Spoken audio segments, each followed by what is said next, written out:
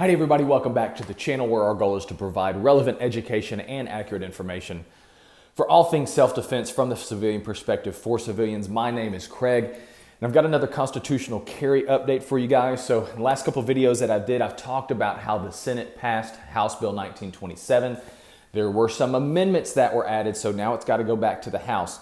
There's some criticism though of the Lieutenant Governor when that bill went to the Senate and the amendments that were actually introduced. The main criticism, though, is not necessarily just from some of the amendments. They're saying that it allows anti-gunners or whatnot to have some basically kill the bill, but there are potentially some procedure violations or procedural violations that he allowed to be introduced.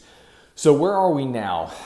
It's now back to the House, and it's going to committee. So there's a 10-member committee of the House that is going to kind of sort this thing out, fix any mistakes that the Lieutenant Governor had introduced, and then take it back to the House for a floor vote.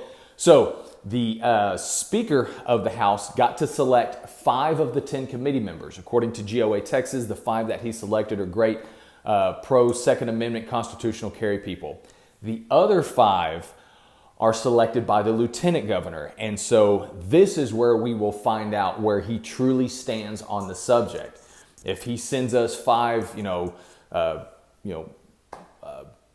2A supporters, stalwarts of the House Bill 1927, then we know where he stands.